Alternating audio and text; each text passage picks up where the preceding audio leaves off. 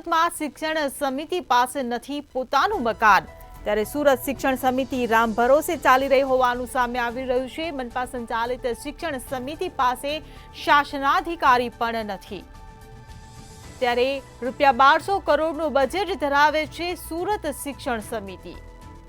તો સમિતિની વહીવટી હાલાકી દૂર કરવામાં પાલિકા શાસકો નિરસ જોવા મળ્યા।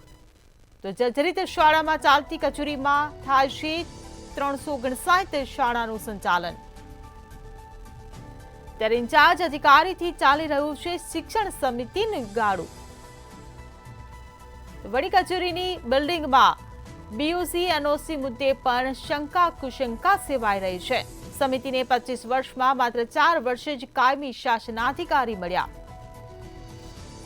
તો કચેરી બિલ્ડિંગ અને શાસનાધિકારી વિના બાળકોનું ભવિષ્ય રામ ભરોસે જોવા મળ્યું છે। સમિતિની વહીવટી હાલાકી દૂર કરવામાં પાલિકા શાસકો નિરસતા દાખવી રહ્યા છે, ત્યારે સુરત શિક્ષણ સમિતિ પાસે પોતાનું મકાન જ નથી, ત્યારે રામ ભરોસે ચાલી રહી છે શિક્ષણ સમિતિ।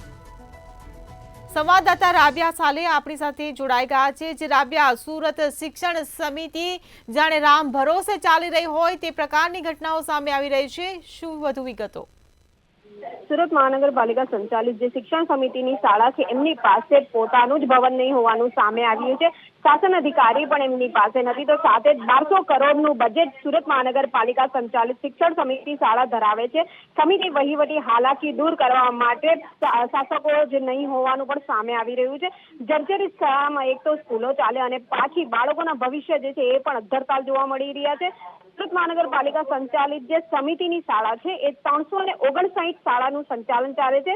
ઇન્ચાર્જ અધિકારીનું ગાડું પણ ચલાવવામાં છે। વહીવટી સુરત મહાનગરપાલિકાની જે કચેરીઓ છે તેના માધ્યમથી સુરતની શિક્ષણ સમિતિ જે શાળા ચાલે છે ત્યારે બીયુસી એનઓસી મુદ્દે પણ શંકા કુશંકા જોવા મળે છે। 25 વર્ષમાં માત્ર 4 વર્ષે જ કાયમી શાસન અધિકારીને સંમતિ મળે છે। બાળકોના ભવિષ્ય અત્યારે સુરત મહાનગરપાલિકા સંચાલિત શિક્ષણ સમિતિની શાળામાં જોવા મળી રહ્યા છે। જી હિરલ। જી રાબિયા, સમગ્ર માહિતી બદલ આભાર। તો સુરત શિક્ષણ સમિતિ પાસે પોતાનું ભવન પણ નથી, મનપા સંચાલિત શિક્ષણ સમિતિ પાસે શાસનાધિકારી પણ નથી, ત્યારે 1200 કરોડનું બજેટ ધરાવે છે આ સુરત શિક્ષણ સમિતિ, ત્યારે સમિતિની વહીવટી હાલાકી દૂર કરવામાં પાલિકા શાસકો પણ નિરસતા દાખવી રહ્યા છે।